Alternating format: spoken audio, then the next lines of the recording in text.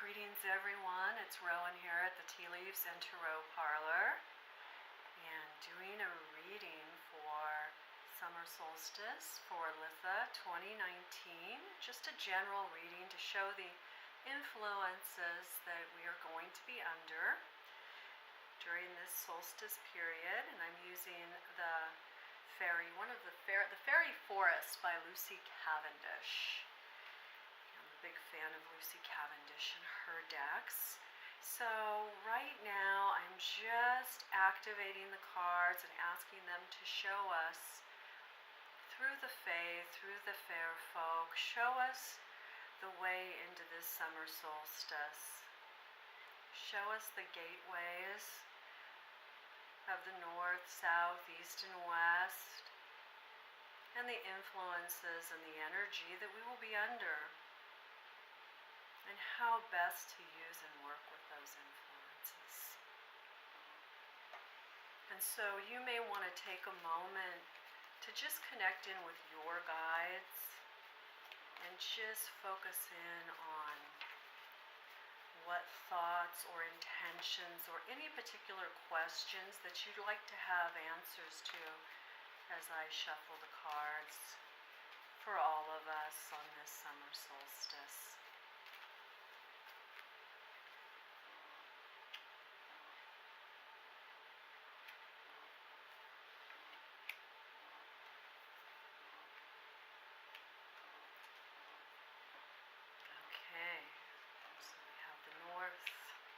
And the element of earth, and the south, and the element of fire, the east and the air, and the west and the water.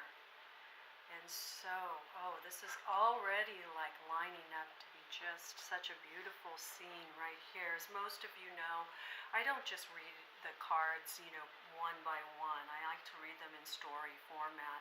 And so I see a beautiful story right away, and I have to connect in with my Celtic path and my Druid path as I look at the element of Awen that is coming out of the north, that place of darkness and also earth. And just when we think about that sun, when it's at its highest and its most powerful at the summer solstice, and how it begins to shine down the light of Awen as we know it comes down. It comes down in, this is Awen. It comes down, we can see the three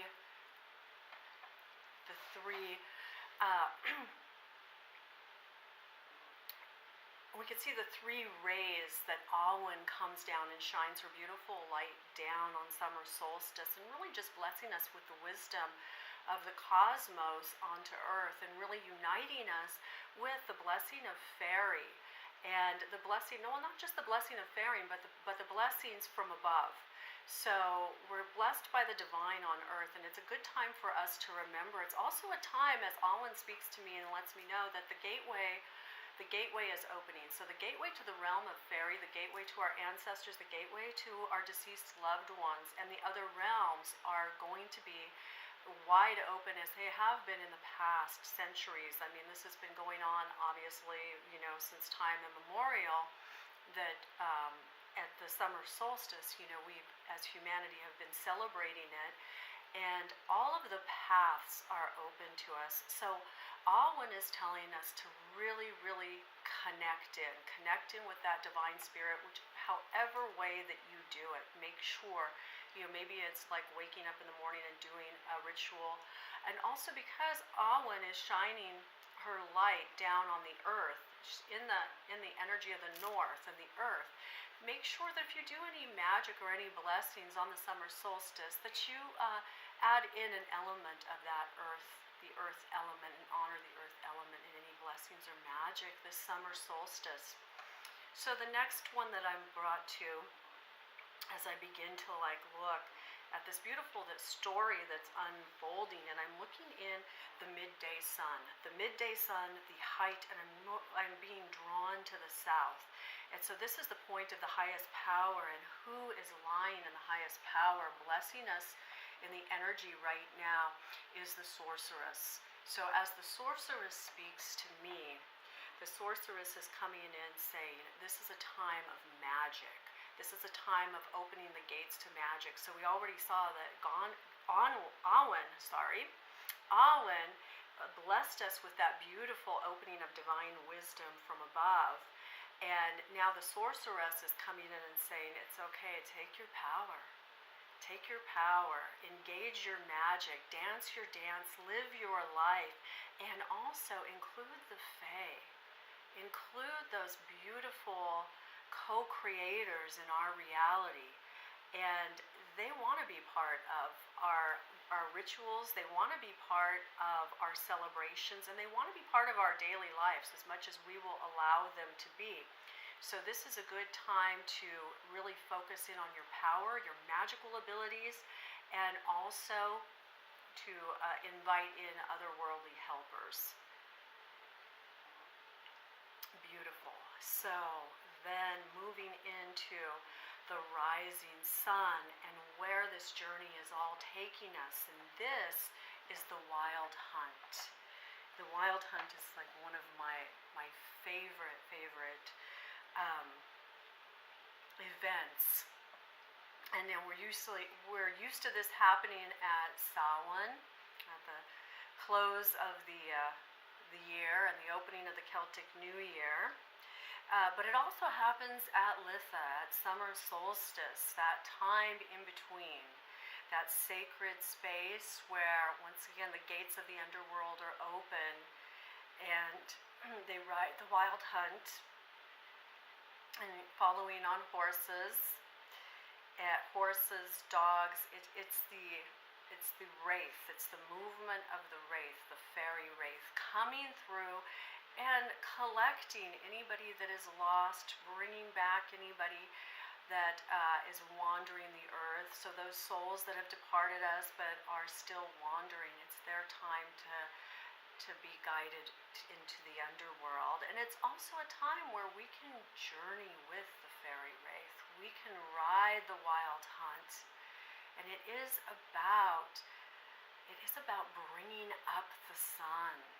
Bringing up the sun again. So it's like, this is an opportunity. So do your magic, work your magic, ride the fairy wraith, drum until the dawn. And this is so symbolic because it's in the place of the east. So it's in the place of the rising sun. What this is showing us is that it's just not about this solstice, but it's about what comes next. It's about the next day. It's about the energy that solstice is ushering in. So once again, all of this power and energy and magic and journeying to the other world and back is telling us that it is about whatever you want to bring into your life at the solstice, at the height of its power, setting those beautiful intentions. But not just setting your regular day-to-day intentions, but also remembering that we live in a world of enchantment if we allow that enchantment to come through and to guide us and to take us with it. So think about setting intentions for your magical life, for your enchanted life.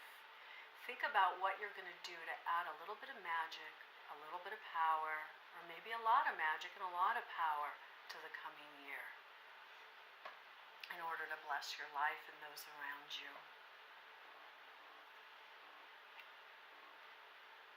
And last but not least, we have in the place of the west, in the place of the setting sun, is Iza. And Iza is all about stillness, quiet, about the simplicity. And just reminding us that when we stay calm and quiet, and we take those, maybe a silent walk in the forest, or just some time in meditation or self-reflection, that is a time that is not absent of the potency of possibility. It's actually a time of creativity. It's a time when everything happens. So when you shut down to go inside, to go deeper into yourself, you're allowing those beautiful creative visions to come forward. You're allowing all of that energy to pour forth into the world so that you're ready to engage in the wild hunt. You're ready to take in the energy of the divine that shines down and bring it in to your life and integrate it, knowing what you want to create, what you want to manifest, and also that beautiful time to get into that deeper communication with fairy, with the world of fae. And so these are all things for you to consider as you enter into this solstice period. So maybe you want to start in the West in the place of water and emotion and intuition, and take a little quiet time for yourself to feel that energy that is pouring forth from the north in the place of darkness, that world of the unseen. It's always there, even if we can't feel it or sense it at the time. And it's always feeding us energy from above. And then to form that into like what it is you truly desire, and then to get ready to pour it forth into the world in the wild hunt, to make your wishes come true, maybe meet some new fairy guides, otherworldly people, otherworldly beings, and maybe even some worldly beings that you have yet to meet. But it is truly a time of celebration, harnessing the very, very potent energy of this particular solstice. And this solstice, the one thing that is really coming through strong for me is this is going to be a solstice that carries over and onward. It's going to be a solstice that is moving not just for the day, but moving into the future, into the rest of 2019, and actually setting the stage for 2020. So keep that in mind as you celebrate this Litha. Keep in mind of all of the blessings, and continue to ask yourself, what is it that you truly desire?